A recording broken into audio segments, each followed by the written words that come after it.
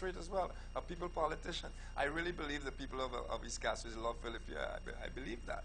And the only reason Philippia didn't go down was because the people love him that much that the wind didn't blow strong enough to blow him away, you know. When it came down to really competing with Guy, I know Guy well. Guy didn't compare to Philippia, you know. Did not in any way, as far as I'm concerned. Nothing about Guy was enough, really, to have a straightforward set of electors blow Philippia away, throw him away. Philippia got blown away by Kenny's wind.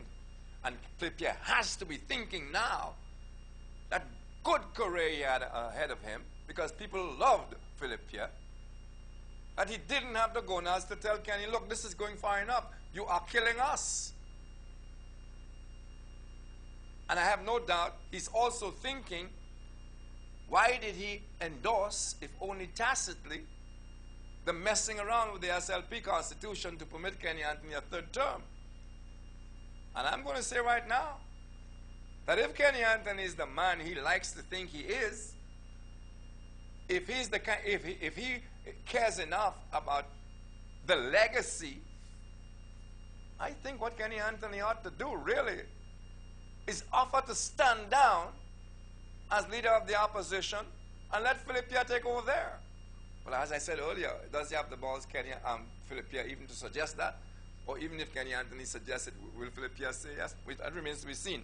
As far as Menisa is concerned, sad, but Menisa too came away and will be remembered for her arrogance. Where Kenny Anthony said, take me to court, hers was, bring it on, bring it on. What on God's green earth could have prompted Menisa to revisit this whole abortion thing? Menisa knew after that, my discourse on abortion just before the interview started with Compton and Kenny Anthony. She had to have known the impact of that thing, because I felt it.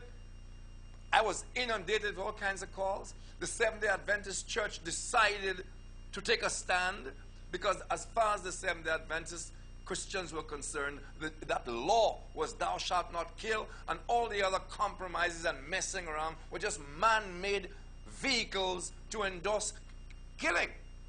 And I'm not going into that tonight again, but you heard me on that. Nobody says I have a fetus in my belly, you know, etc. But Menisa sold the idea successfully in the House that her church endorsed the idea of killing babies.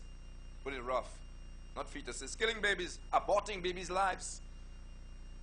Well, clearly the church decided to take a stand on that. And it's interesting. Somebody listed for me some turning points in the election campaign. And I want to read them now. 1. Interview with Sir John on Talk. He says, it dispelled the senility image. Compton came off far from senile. He was sharp, he was focused, and of course they ended up saying Rick Wynn tossed him full tosses. Yeah, right. If you're senile, even the full toss is going to hit you in the face. Rather than you hitting the full toss for 6, together people hit full tosses for 6, if I may talk a little bit cricket terms. I ain't too hard on it. But when you bowl a full toss, the batsman has to be pretty good to hit that thing for 6 or 4, because if he's not a good batsman, that ball will hit him in the face or hit the wicket. So even if I bowl Sir John full tosses, let's say he hit them for 6. So that's not senile. 2, Kenny Anthony's preoccupation with Richard Frederick. I've been through that already. 3, the abortion issue raised on Talk. And the Catholic churches communicate to its members, quote, vote according to your conscience, informed by the church's teaching. You got to hand it to those guys. They know how to put a line across. Don't tell the people, vote against the government because they sanction